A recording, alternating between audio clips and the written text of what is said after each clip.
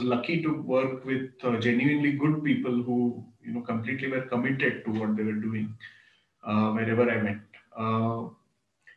And I think what an NGO setup offers is a lot of flexibility, a lot of creative thinking, a lot of scope for creative thinking as compared to a university setup where things are, whether by design or by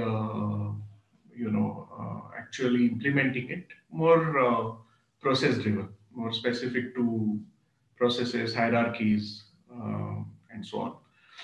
Which is not to say that universities are bad places. They also do very good work, very important work. But an NGO setup which is based on a combination of research, policy, and conservation offers you a lot of flexibility to try and do what you think may be helpful.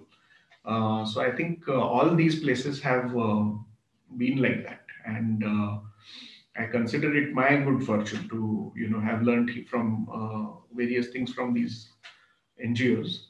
I think at the same time, NGOs are limited in terms of their resources, funding, recognition. I think increasingly recognition of the good work that so many NGOs do, whether it's in the social sector or environmental sector, has been diminishing for several reasons. Uh, in terms of NGOs themselves, they also find themselves not immune to the larger sweeping changes in the economy, I would say, and that is something to something that all of us will have to adapt at some point too. There is an increasing corporatization of NGOs compared to the more organic setups that they evolved with. Some of it is inevitable. You can call it an institutional trap, probably, because systems evolve, they change, and so on. But at the same time, one has to be mindful of what the older models, the more organic models, the small is beautiful sort of models that many of these NGOs had. And what do they risk losing when they move to a more structured corporate, more bureaucratic setup? This is again not true for every one of them, but it's definitely an institutional trap, if one may call it that.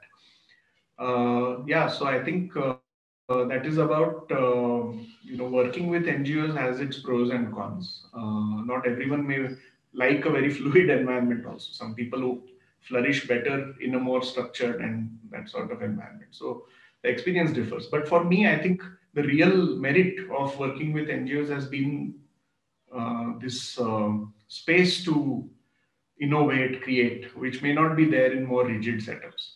In terms of how our work has actually influenced policy, the experience has been mixed.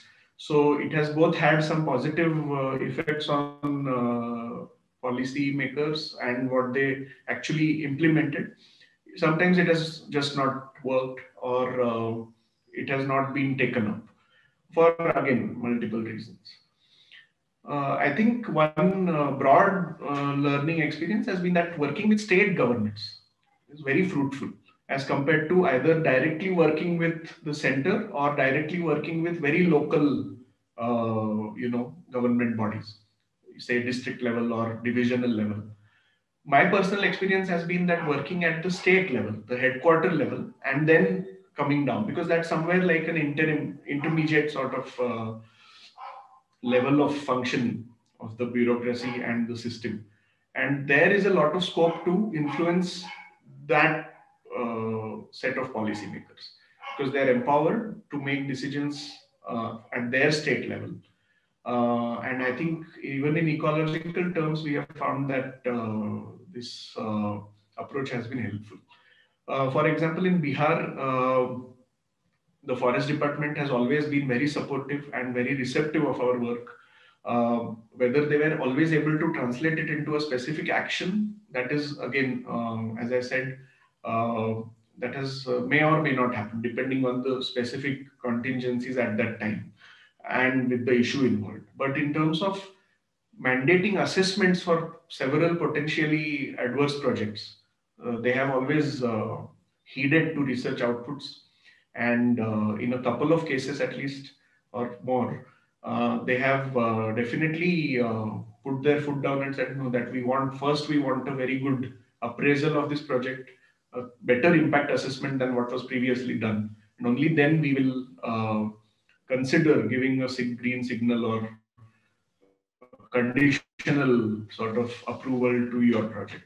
So I think, and the similar experience has been there in other areas where I've worked. Again, I don't go into the specifics of it because it has been a whole team working on these things. So I don't want to mention particular examples here.